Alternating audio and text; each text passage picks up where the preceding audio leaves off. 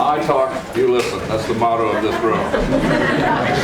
So a very special guest, as all our guests are very special, but and one of the things that I so looked forward to is seeing some of my old friends, and they're here, but they're old still.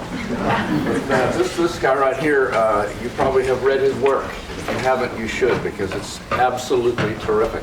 Students in the beginning class say, my God, those stories appeared in a newspaper? Can't believe it, but they did.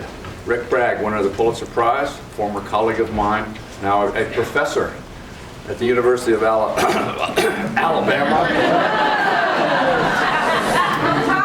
But forgive him that, will you? Please welcome Rick Bragg.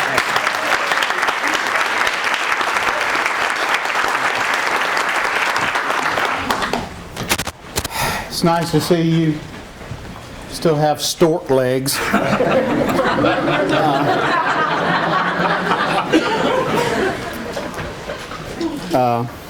It is a fact, a historical fact, that Mike Foley was an editor and mentor to 37 Pulitzer Prize winners. Or, as history will record, 37 Pulitzer Prize winners won in spite of Mike Foley.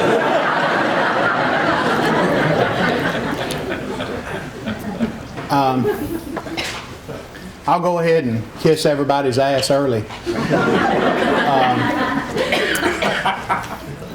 Foley and McKean and the other people at this school prove in a time of great misery in our business maybe the most important thing in our survival and in giving our readers something that matters is being able to tell a story. And with all the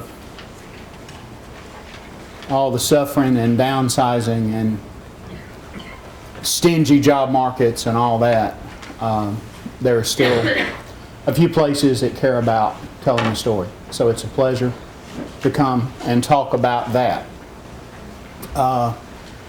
I would rather talk with you than talk at you. So we'll have some questions later on, but if you have a question just burning a hole in your guts, then ask me. We don't have to wait for any question and answer session. And you can also just say at any point, just holler out horse shit and we'll go from there. Except you. Except you. I rode up here with two of the best storytellers I've ever met, Tom French and Kelly Benham. And it's funny how this state does something to you as far as the stories that you hear here ride with you. I've been really lucky in my writing life. We've had 4 New York Times bestsellers. We've had New York Times Notable Books of the Year. I've had all kind of good fortune in that regard. But it's still lined from newspapers in this little corner of the world that stand out.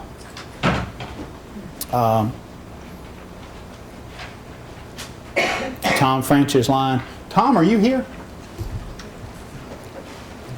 Give me the pig line again. What? The pig line.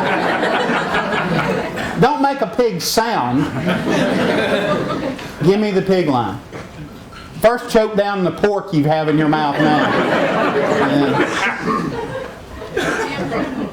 On his farm in Elwood, under the skies in the mud of central Indiana, Farmer McDonald keeps a pig.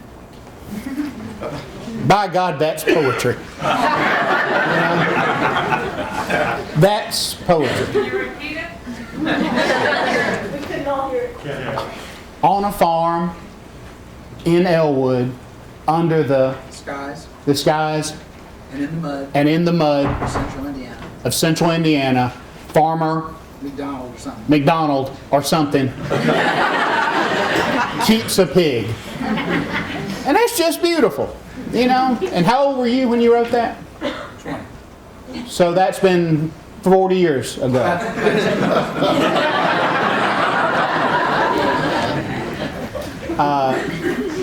There is great debate. I mean, scholars, not just journalism scholars, but scholars, real scholars,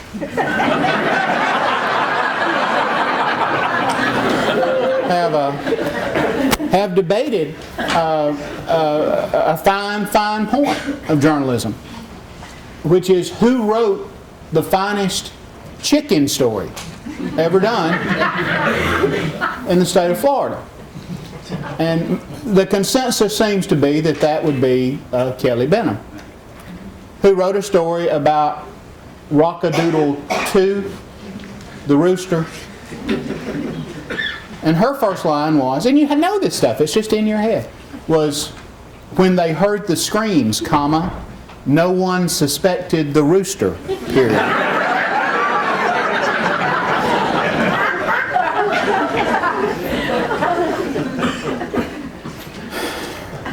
In case you're wondering, this is the highbrow portion of the day. But Kelly did not blaze the trail of chicken stories, of fine chicken stories.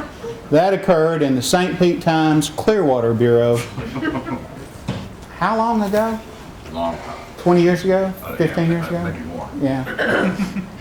When the St. Pete Times had hired me and to teach me a lesson, had put me in the Clearwater Bureau writing about lawsuits for apartment complexes. And they would send me once a week to the county sheriff's department to gather sheriff's stuff, which would have made a lot of sense, except I didn't know what any of it meant. I didn't know what the codes were, and I didn't know what to look for. So every day I went to the county sheriff's department and came back, the editor would say, "You find anything?" And I would say with all honesty, "Not a damn thing." There were triple homicides and, you know, terror plots and all kind of things. I just didn't see them because I didn't know what I was doing. And they had me doing stuff like that. And it broke my heart. And it's kind of like, I had a small amount of ego. In Alabama, I had been not a big shot, but I'd won a bunch of awards, and I thought I was special. And I come down here, and they did not recognize my specialness.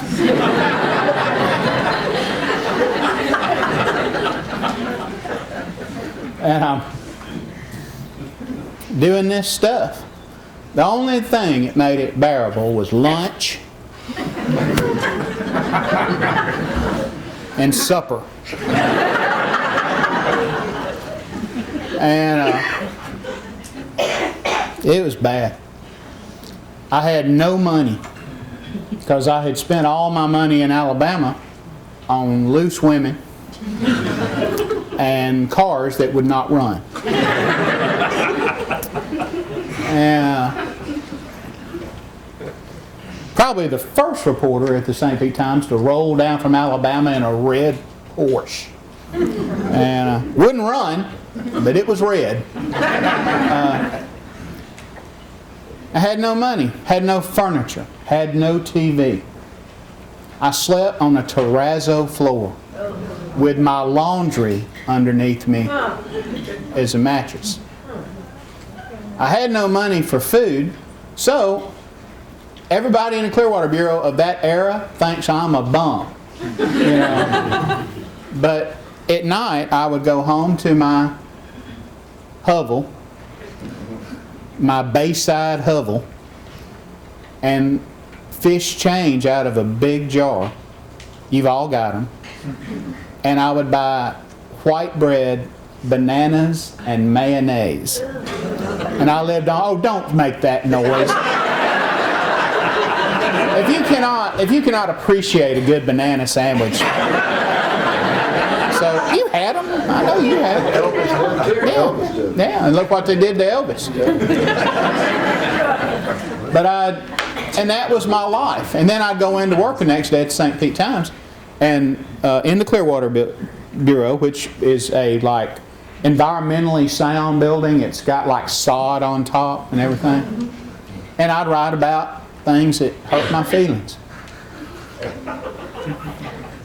At one point, I got mildly drunk when somebody else was buying the liquor and said, "God damn it, it's like having Michelangelo paint your bathroom." You know? I was pissed. So, one day, I was pretty much at the end of it. I just couldn't take it no more. And going home, you know, I come from a long line of haters and quitters. And I'll quit anything. I mean it. I mean, this stick-to-itiveness stuff, who come up with that? So, true story. I came in and pretty much had had enough, and I just couldn't take it anymore. And then comes the editor, bouncing across the floor of the Clearwater Bureau to tell me that there had been a bobcat sighting in Dunedin, Florida.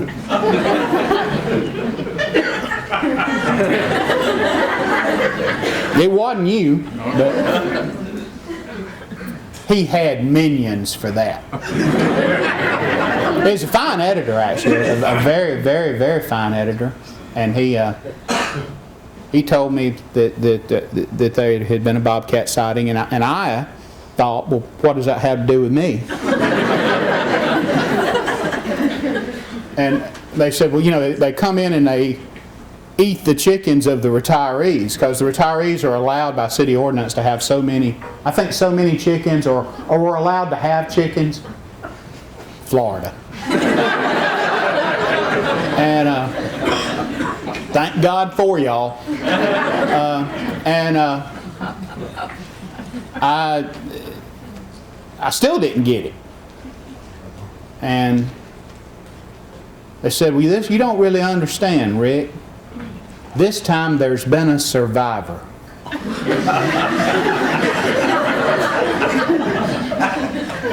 So I got in my car and I drove up to Dunedin, Heaven's waiting room.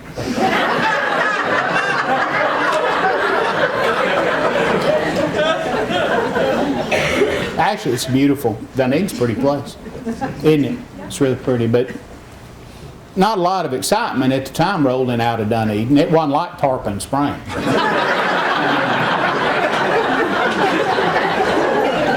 Hey, there's all kind of stuff happens in Tarpon Springs.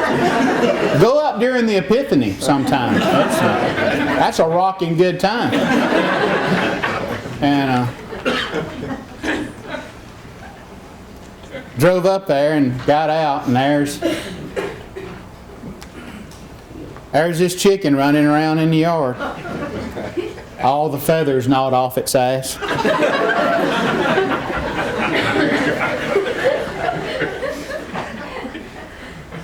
I try to interview the people that own the chicken.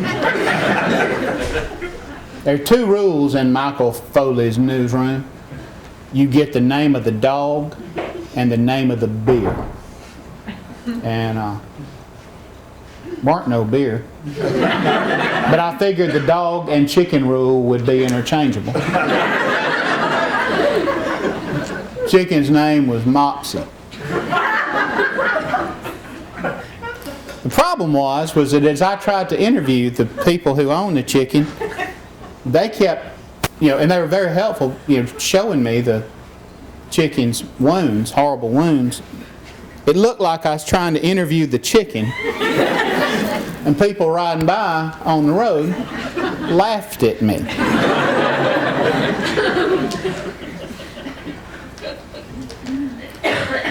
So I drove back and I sat down and just decided that it can't get any worse than this.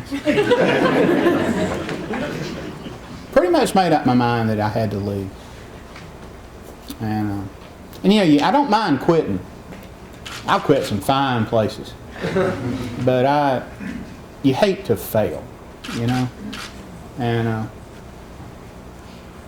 but I thought, if you're going to fail, like, I come from a long line of people that if they fail at a job in town, there's no reason why they should not throw a concrete block through the front window.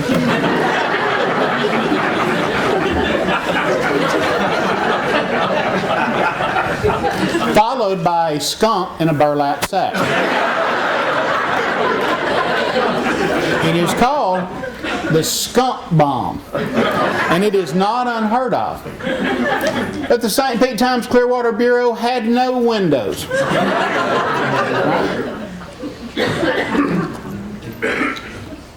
So I didn't know how to get even, so I decided that I would write the most purple, florid, graphic, butt-gnawed chicken story that anybody ever read. I said, how would Cormac McCarthy write this chicken story? How would... And I thought, and the one thing I try to tell my students is, if you can't paint a picture, if you cannot resurrect the imagery and the detail and the color, I'm sorry. If you're in the writing end of this stuff more than the reporting end, and there's no reason why they can't be the same, but then you fail.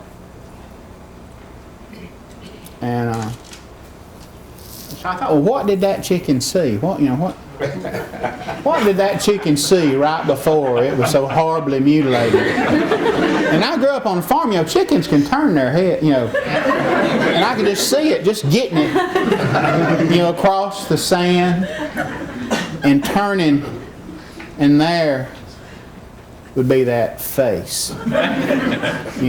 Those bristling whiskers, and those fangs, that fetid breath. Is it fetid or fetid? Why am I looking at you? So I sat down and I wrote, Mopsy has looked into the face of death, comma, and it is whiskered.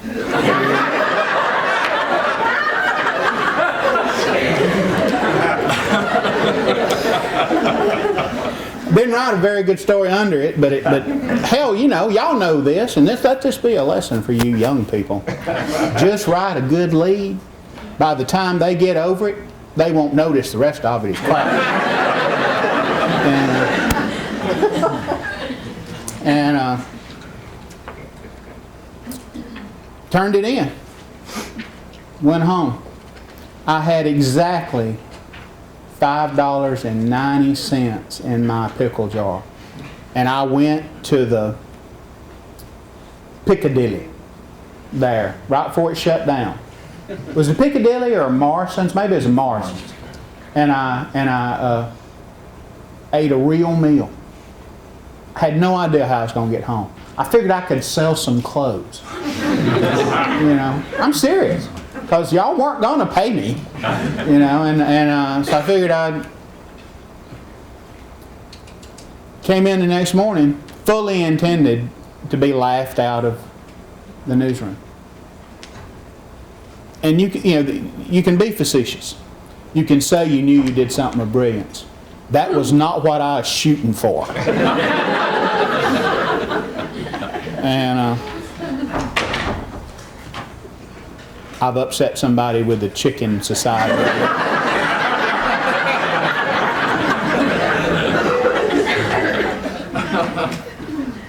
And instead of there being ridicule, because newsrooms can be mean,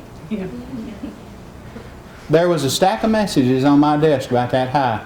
Them old pink, old-fashioned messages, And And we had that old Coyote messaging system, the old, kind of like email for dumbasses. And just one message after another. It had the feel of a New York ticker tape. It was like great chicken story. Exclamation point, exclamation point, exclamation point. You made me feel that chicken's pain.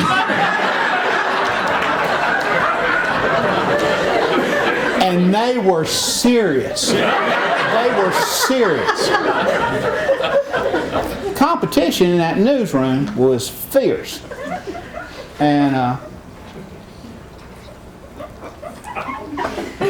not long after that, the managing editor drove down and shook my hand. Drove up and shook my hand. And I wonder where that went. And they gave me a raise. They made me they called it the Bradenton Bureau Chief. But you got to cover all of South Florida except Miami, including the Glades. I moved to an island. I went fishing 3 days a week because they only wanted one story a month.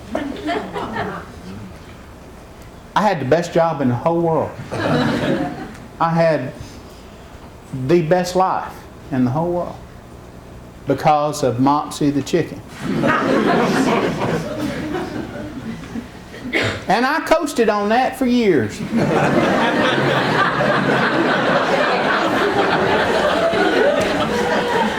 Until some upstart named Kelly Benham blew me out of the water with her chicken story. And now nobody even thinks about my chicken story. Nobody thinks about it. Nobody cares about my chicken story. My chicken story has faded into rusty antiquity. I got nothing to fall back on but books. But one of these days, I'm going to freelance a story on a chicken for the St. Pete Times and reclaim my glory. But the point is, there was no point. But I think this writing stuff gets overly complicated.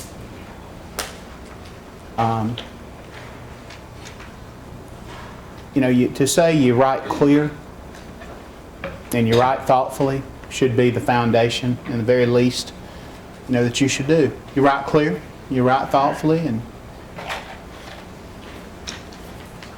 and that sometimes will do it if the story is good enough. But if you can't make people see it, if you can't make people taste it, smell it, then you might not fail.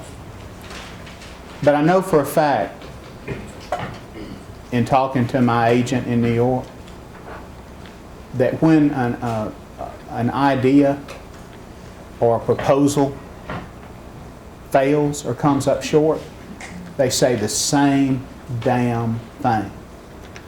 The writing wasn't there. The writing wasn't there. And what begins by holding you back in a newsroom will continue to hold you back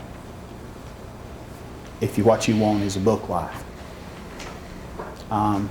Fine stories, good ideas, but when it comes time to put them down on paper, that's what you hear. The writing isn't there. And what they're saying is not, it wasn't clear, or it wasn't concise, or it wasn't thoughtful. What they're saying is, it didn't sing. It didn't get up and walk and talk and dance. And that doesn't mean you have to be blessed by the ghost of Faulkner. That doesn't mean that you have to write like Hemingway. What that means is you have to, by God, think about it. You have to think about how it sounds. Think about the aesthetics of writing. That and believe me, you can be hooted out of some newsrooms by saying that. But think about the aesthetics. How does it sound? I believe that writing is like a coloring book. You get this coloring book, and you have the lines already laid out for you. And if you color outside those lines, exaggerate, melodrama, you fail. But it is your responsibility, I think, to make it as vivid, as colorful, as is true. Not as can be, but as is true. And I do that by just, metaphor and simile and all that other stuff I really don't understand the differences between, still don't, are fine. And I use them a lot. But just a simple picture, a thought. When I did the book on my mom, it was going to all be about a big old boy who loves his mama. And this woman who went 18 years without a new dress so that I would have a chance to sit on this damn stool and talk to y'all.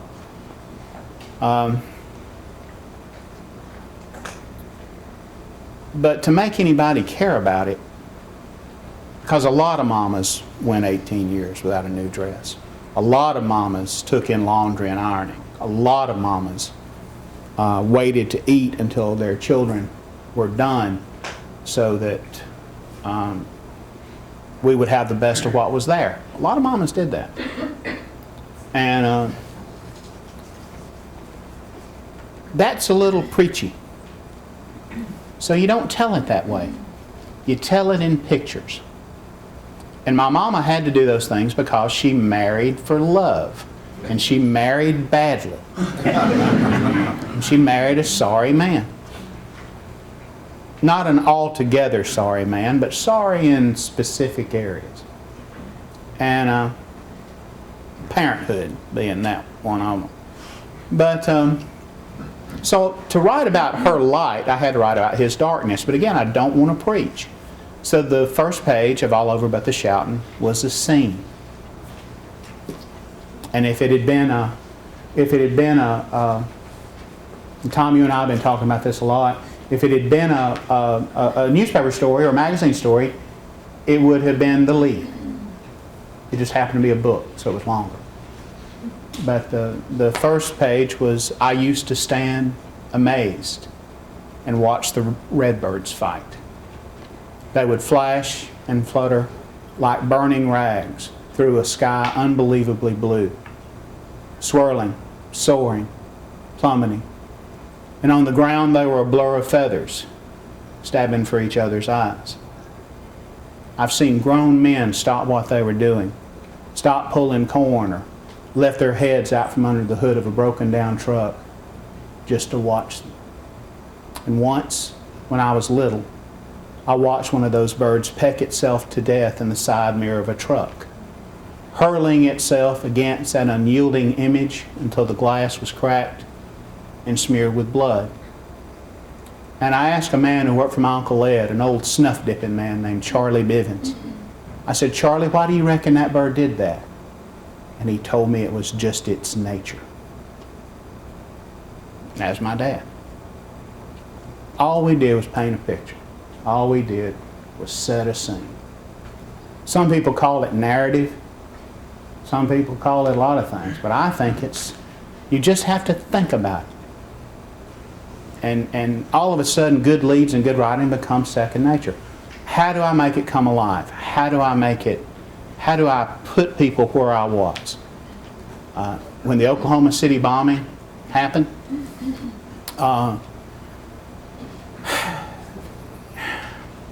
one of the bad things about writing about killing and dying is that sooner or later it all piles up around your ankles.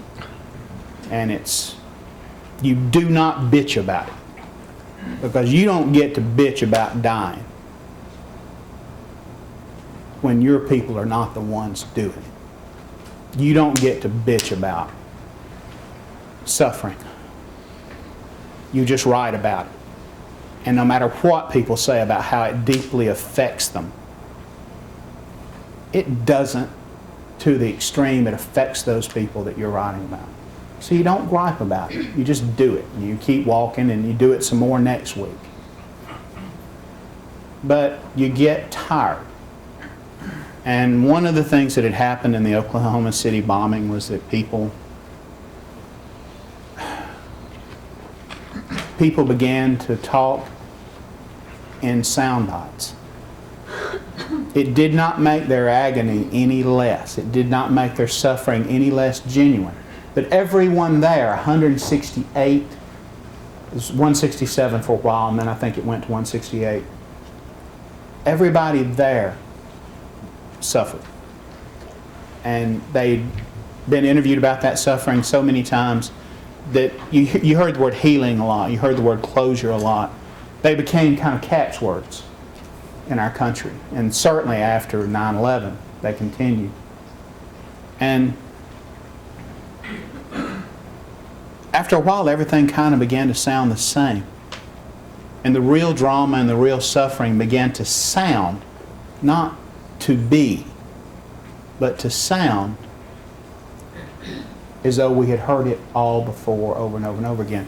So when they finally convicted Timothy McVeigh of federal murder, my job was to go to Oklahoma City and write about the awfulness of the crime, and to ask people, is this better now? Is there healing? Is this better now? And it all sounded like I had heard it before. And I couldn't write it. For the first time in my life, I had writer's block. And newspaper guys, we don't get to have writer's block. That's kind of like a chef saying, I don't feel like cooking them taters. It just, newspaper guys, magazine guys, we can be flaky. I'm a magazine guy now, I can be flaky. I can say, man, I'd love to do that, but the muse just ain't on me. But a newspaper guy, don't get to have it, do you? So I just griped and cussed and paced, called everybody I knew to complain. And finally, with about an hour and 15 minutes before deadline, ultimate deadline, I looked in the corner of the room and there was a stack of newspapers that we had just been saving. I don't clip. I just take the whole damn newspaper. Life is too short to clip. Clipping is cutting crap with a pair of scissors. Just stack. And I went to every one of those front pages. And they were from our paper, they were from other papers. And I just got out my pencil and I would circle one piece of suffering that Timothy McVeigh had caused. People had lost arms and legs. Their faces had been disfigured. They lost their vision. They lost their children. They'd lost the ability to even lay down at night and close their eyes. He took all that for fashion. He wasn't even a real bad guy. He wanted to do it. He joined the Klan for a t-shirt. I mean, think about that. I mean, he killed all those people because he enjoyed the fashion of being anti-government. And so I just took those pages and put them beside my laptop and decided that what I had to do was paint a picture. And it had to be a picture of a feeling as much as it was something of substance. And the lead became, after the blast, people learned to write left-handed. They learned to tie one shoe. They learned to look in the mirror at faces that made them want to cry, and to cry from glass eyes. They learned in houses that had once sounded with children to stand the silence. They learned to sleep with pills and to sleep alone. But what they mostly learned was that anything close to healing, to closure, could only come at the edge of Timothy McVeigh's grave. His conviction meant nothing, only his execution. And it wasn't melodrama. It was drama. And that's, what the picture, the scene gives you. Writing about how you feel, even talking about feelings in general, is tricky and dangerous. But if you just paint a picture, it relieves you of that burden, that responsibility. It makes it more honest. It makes it cleaner. And that's about the most serious faces I've ever seen in a talk that I gave. That usually doesn't happen. But do you see what I mean? If you just think, what picture can I paint? And it does not have to be, it don't have to be poetry. Just put people in a place. Like, for instance, when we made Timmy Tebow cry.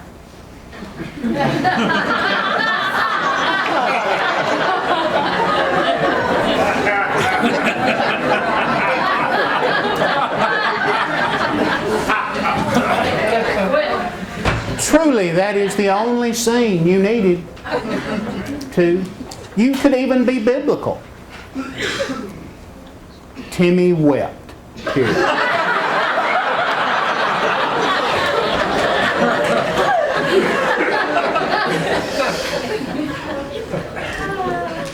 Somebody's emailing Timmy right now. Timmy wept.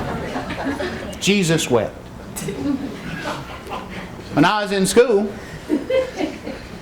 the Sunday school teacher, I have been to church 4 times in my life. Obviously. And, when they always say, now when you come to Sunday school next week, and we only went when they had dinner on the ground. But when you come to Sunday school next week, you've got to have a verse. You have to read a verse. Well, of course, what are you going to read?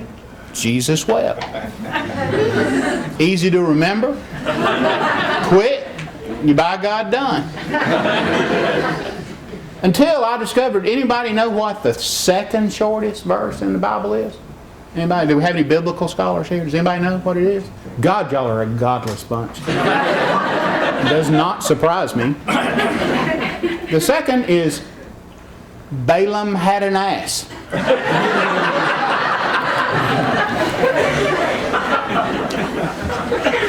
Lo, why dost thou beat me? I have served thee all these many years. And his ass could talk. Continuing with a highbrow portion of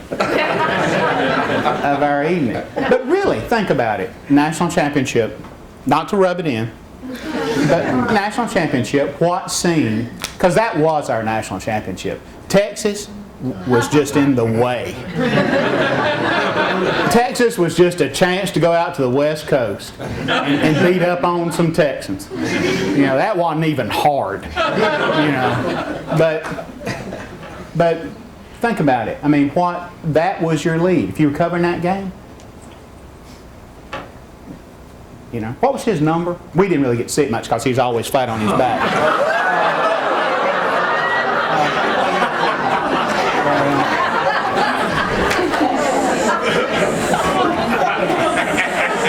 Remind me not to stand next to you. Believe me, if I get out of here alive...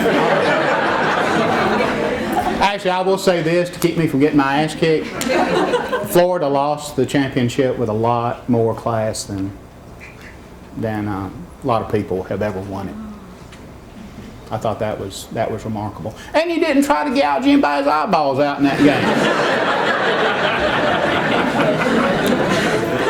But y'all didn't come here to see me happy. So, I really would rather talk with you. Is there anything that we can talk about? I mean, there's always this Methodist church reluctance for people to raise their hands. Yes, sir. How did a earthly country boy like you get along in New York City? Well, depending on which era. New York's easy. You know, it was hard. It was the newsroom at the St. Pete Times was more challenging because there was just such a tension to do good work, and it really was a tension. I mean, there were awful good things about it, but there was a real tension, you know, there to do good work. You know, man, everybody that goes to Manhattan for one reason. They want something. Nobody goes to Manhattan to hang out unless they're real young and real rich. But I wanted something. And the literary life that I wanted was going to be served by me going there. And you know, a good story will pretty much keep you employed and save you. If you just keep giving people good stories, that'll pretty much take care of it. The only time I ever really felt like a bumpkin in New York, and you got to understand too, and Mike, you know this, by the time I got to New York, I'd worked in places where people would kill you for their shoes, you know, and it wasn't like I went from Manhattan. I mean, like I went from Possum Trot straight to Manhattan. I actually made a stop at Harvard.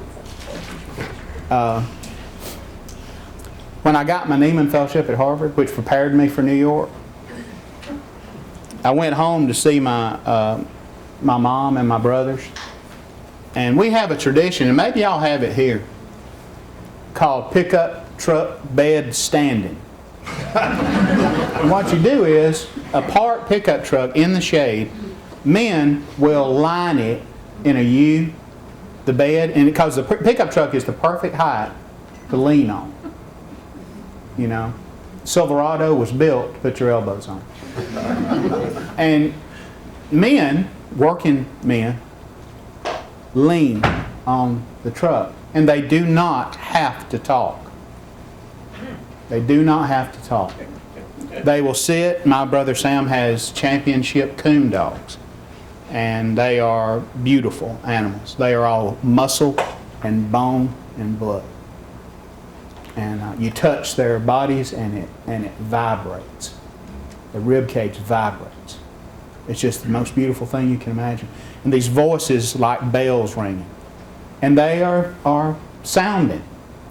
And all these men, young men mostly at the time, just stood and listened to them. And they did it for about a half hour. And in the second half hour, at some point, my brother Sam said, "Ricky's going to Harvard." Another 5 minutes went by, and my cousin Tommy Big Chicken Green said, "That's good, ain't it?"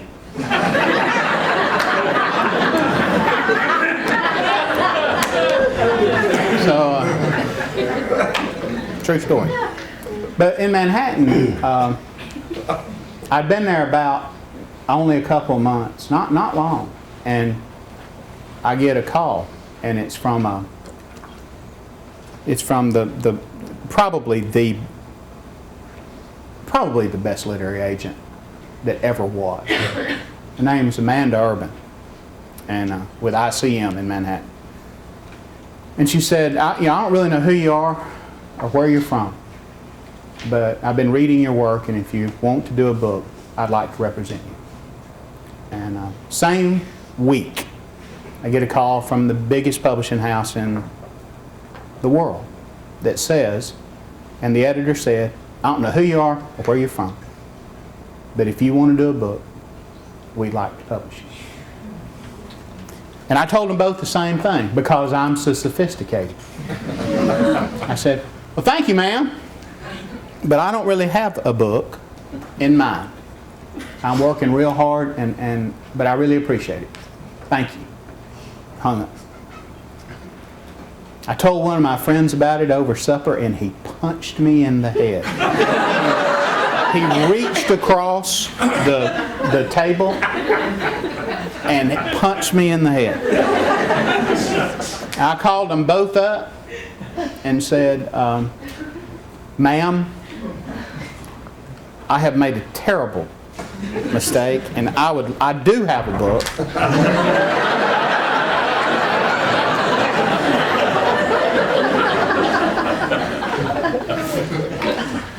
And so being country doesn't really kill you, but it sure can give you a slow start.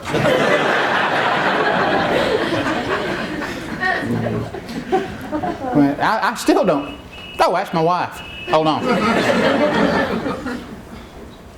That's Bill Cook, Miami photographer extraordinaire. Y'all just talk amongst yourselves. Bill?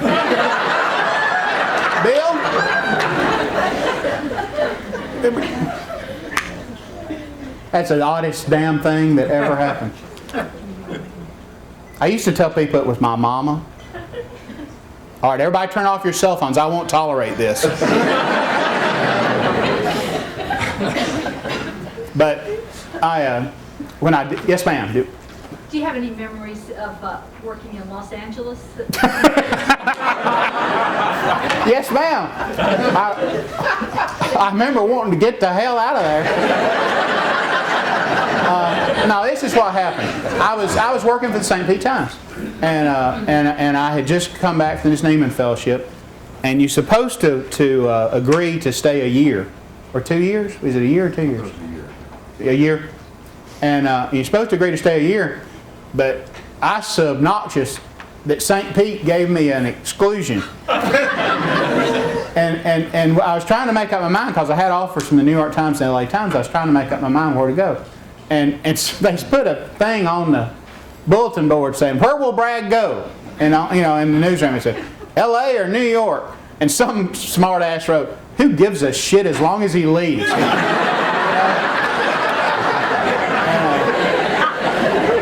True story.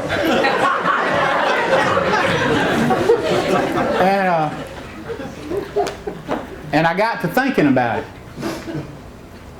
Because I'd make all my decisions, I carefully weigh. It became an intellectual question for me. And it was answered in speaking to a reporter at the LA Times who told me, New York is full of beautiful women. They're all wearing heavy sweaters. LA is full of beautiful women. They're wearing nothing. I went to LA. And showed up at the LA Times. Newsroom politics really can mess up a Christmas turkey. And I was uncomfortable. And I decided after 3 weeks, 2 days, 4 hours, and 27 minutes, I was going to New York. But my apartment was paid for 6 months. So I thought, when am I going to get a chance to live in LA? So I stayed. And ran out of money. Again. I lived on fried rice and Tommy burgers. And who in here has ever had a Tommy burger? Anybody from out of LA? Them things will kill you. They are not intended to be consumed every day. But I wrote one story, the most expensive newspaper story of all time.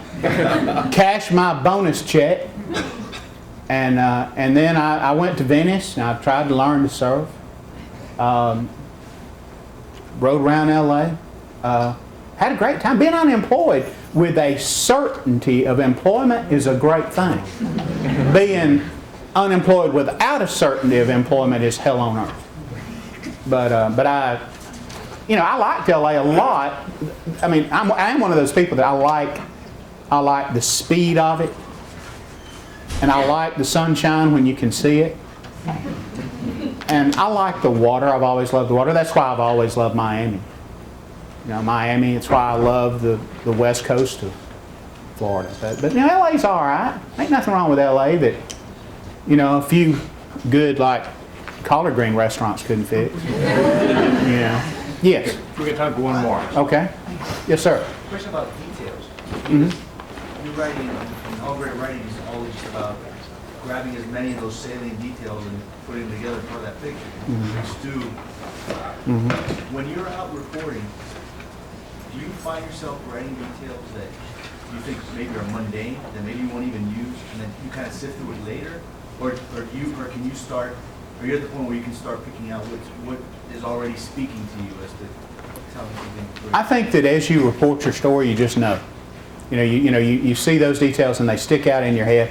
Writing them down sometimes they're just so clear that and they don't have to be profound.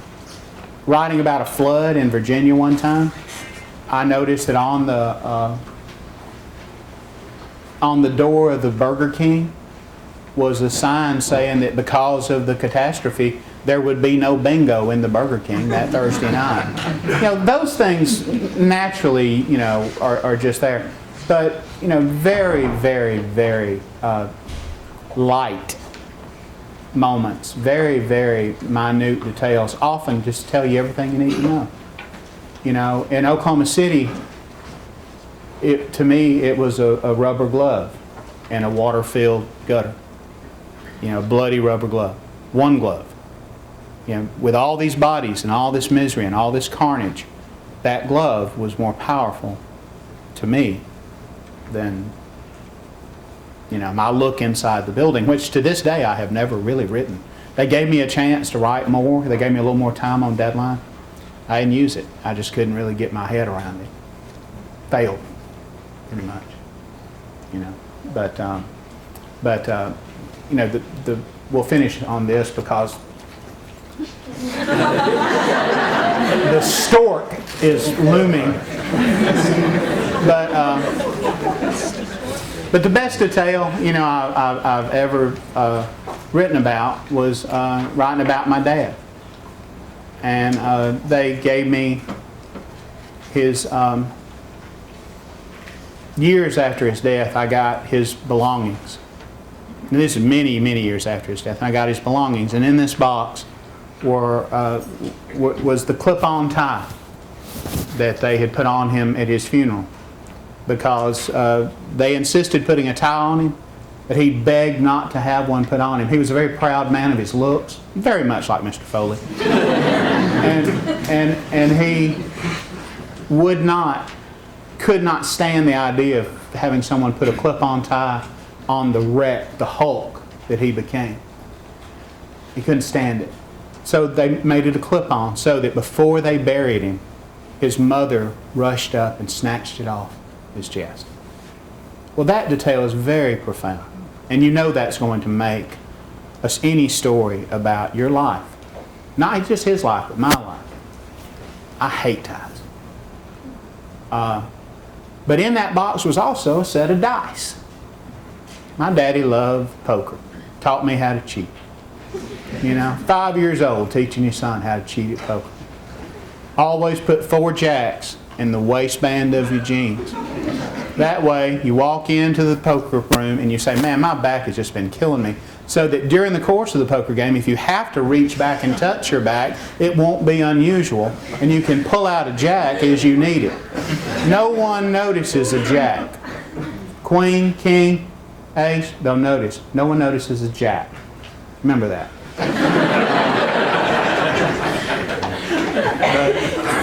I compromised a young woman in Gadsden, Alabama with that game. But here are these dice. And I rolled them across my desk. And it came up 7. And I rolled them again. And it came up 7.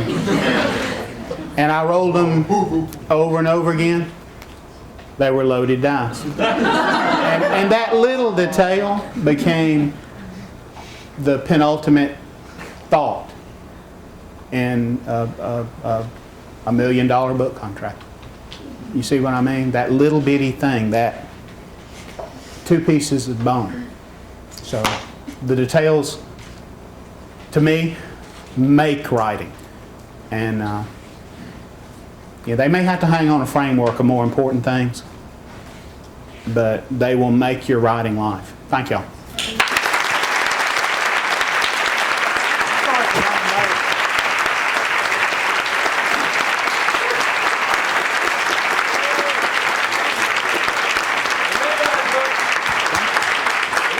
By the way, the Prince of Frogtown.